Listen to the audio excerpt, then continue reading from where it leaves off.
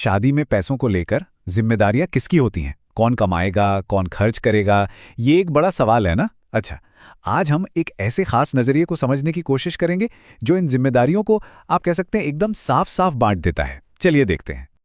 तो सवाल घूम फिरकर वहीं आ जाता है। एक परिवार में फाइनेंशियल रिस्पॉन्सिबिलिटी मतलब माली जिम्मेदारी आखिर है किसकी? और देखिए, ये सिर्फ पैसों का मामला नहीं है, बल्कि इस एक सवाल के जवाब पर ना पूरे खानदान की, पूरे परिवार की नींव टिकी होती है।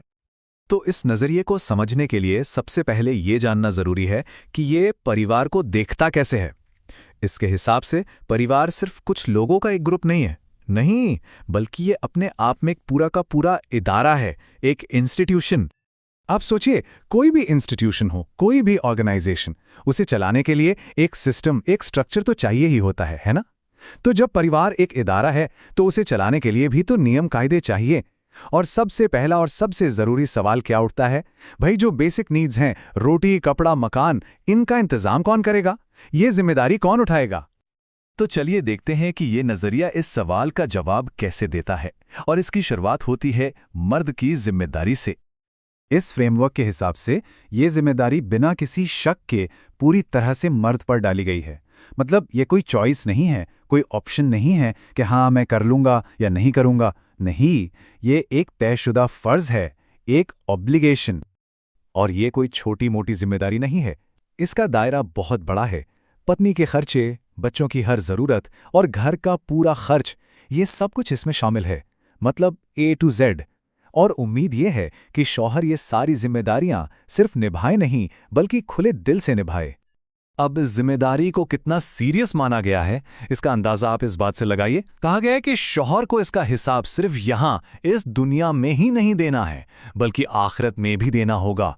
सोचिए जरा, ये जो डबल अकाउंटेबिलिटी है, ये इस फर्ज को और भी ज्यादा वजनदार बना देती है।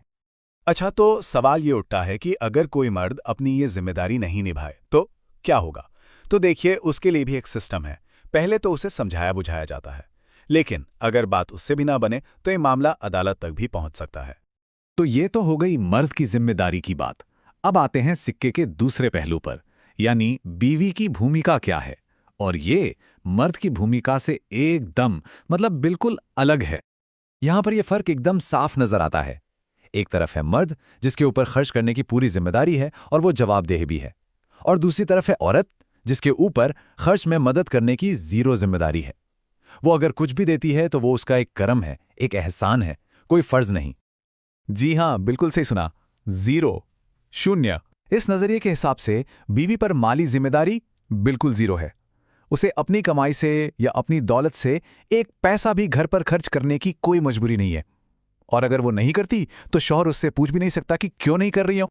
तो बात का सार ये है कि अगर पत्नी अपनी मर्जी से, अपनी खुशी से घर के खर्चों में कोई फाइनेंशियल हेल्प करती है तो उसे उसका कर्म माना जाएगा, मतलब एक तरह का एहसान। ये उसकी ड्यूटी, उसका फर्ज नहीं है। और शौहर का फर्ज बनता है कि वो इसके लिए शुक्रगुजार हो, इसे अपना हक तो बिल्कुल भी ना समझे। ठीक है, ये जिम्मेदारी बहुत बड़ी है, पर ये ऑफिशियली शुरू कब होती है? मतलब वो कौन सा मोमेंट है, वो कौन सा पल है जब मर्द बाकायदा सबके सामने इसका ऐलान करता है कि हां, मैं ये जिम्मेदारी लेता हूं? ये ऐलान होता है मेहर के जरिए। अब मेहर क्या है? आसान शब्दों में समझें तो ये शादी के वक्त दूल्हे की तरफ से दुल्हन को दिया जाने वाला एक तोहफा है, जो पैसा भी हो सकता है या कोई और संपत्ति। और ये देना लाजमी है, मैंडेटरी है। लेकिन इस फ्रेमवर्क में मेहर सिर्फ एक गिफ्ट नहीं है, असल में ये एक सिंबल है, एक टोकन है। किस चीज का टोकन? उसी जिम्मेदारी को उठाने का जिसका हम अभी जिक्र कर रहे थे। मतलब जब एक मर्द अपनी होने वाली पत्नी को मेहर देता है ना, तो वो सिर्फ कुछ पैसे या कोई तोहफा नहीं दे रहा, वो असल में सबके सामने एक पब्लिक डिक्लेरेशन, एक ऐलान कर रहा होता है। ऐलान किस बात का? कि आज से तुम्हारी पूरी जिंदगी की फाइनेंशियल रिस्पॉन्सिबिलिटी मेरी है। तो हमने माली जिम्मेदारियों का एक बहुत ही क्लियर कट, एकदम तयशुदा बंटवारा देखा, मर्द की जिम्मेदारी और औरत का इख्तियार। पर यहाँ एक बड़ा सवाल खड़ा होता है। आज के ज़माने में जहाँ परिवार के, रिश्तों के, हर चीज़ के मायने बदल रहे हैं, वहाँ जिम्मेदारियों का ये ढांचा कितना रेलेवेंट है? और ये एक ऐसा सवाल है जिसका जवाब शायद हर किसी को अपने हालात और अपनी सोच के हिसाब से खुद ही तलाशना होगा।